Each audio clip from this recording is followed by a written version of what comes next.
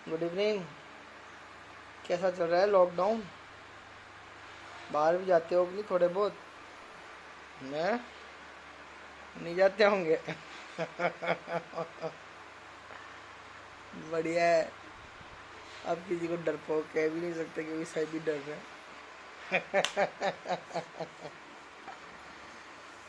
और क्या चल रहा है? अब किसी से मिलने भी नहीं आ सकते। इच्छा तो घनी करती है मिलने आ जाए, पर मिलके करोगे क्या आप? आपको कोई आपका स्वागत कौन करेगा? कोई नहीं करेगा। सबको डर लग रहा है। पहली बार ऐसा हुआ है कि इंसान इंसान से डर रहा है, और वो भी इस तरह डर रहा है कि दर्शन में भी डर लग रहा है। इसको कहते हैं प्रकृति। प्रकृति जब बिगड़ती है, प्रकृति जब बिगड़ती है तो क्या हालत होती है? कुछ भी नहीं है। अभी ग्रहों की चाल के हिसाब से काल सर्प योग भी चल रहा है। काल सर्प योग से जब मुक्त होगा, जब भी होगा मामला ठीक। ग्रहों की चाल के हिसाब से भी सितंबर तक तो खराब ही है। सितंबर तक तो ये समेटने में दिक्कत ही आएगी। और बाकी भी खैर प्रभु की इच्छा है, क्या है क्या नहीं। होता तो वही है जो ऊपर वाला रच के रखता है। फिर भी ठीक है, कम से कम अमेरिका जैसी हालत तो नहीं हो रही। 130 करोड़ लोग हैं वहाँ, तो आफत हो जाए। परेशान पर बहुत हो गए, बैठे बैठे खा खा के परेशान हो गए, सो के परेशान हो गए। अब लगता है कि आराम है ना, जो काम में काम करते रहे वही आराम है। बाकी तो है ना, तो फिर कुछ भी नहीं है। सब कुछ ठीक है। पर एक चीज़ और है, अब जब ऐसे लगता है कि सब कुछ एक महीने पहले कितना स्वतंत्र था, एक महीने पहले आप क्या क्या कर सकते थे और आज क्या क्या नहीं कर सकते, तो उस पर सोचने की बात है कि आप एक महीने पहले सब कुछ कर सकते थे और आज कुछ भी नहीं कर सकते। इसलिए भगवान ने जो दे रखा है उसकी कद्र करनी चाहिए।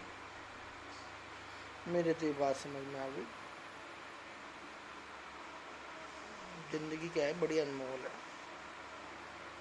ज़िंदगी बहुत अनमोल है, और उसमें आपको मिली स्वतंत्रता तो और भी ज़्यादा अनमोल है। और विदेश जा रहे हो, सोच रहा था लोग बाग जितने भी विदेश जाने की सोच रहे थे, उनका भी भूत उतर जाएगा।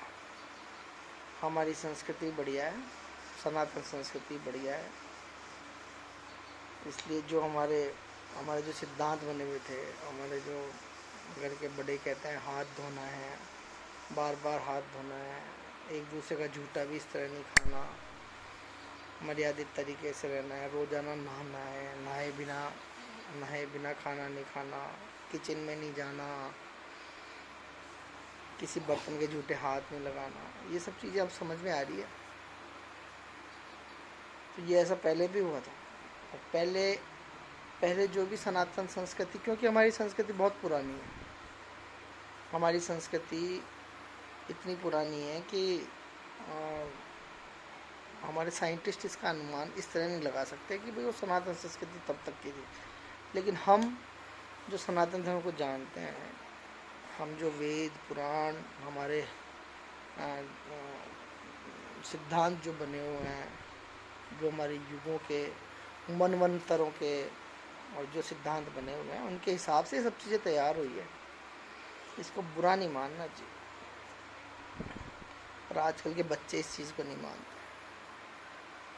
ऊँटे झूठे का ये चीज़ें, ये ऊँटा झूठा कोई, इससे कोई प्रेम नहीं जागृत होता कि किसी की थाली के अंदर एक साथ बैठ के आप खाओगे, एक प्लेट में खाओगे, या एक पीस के अंदर से 2 पीस करके ऊँटा खाओगे, उसमें आपको बड़ा मज़ा आएगा। ये सब बेकार है।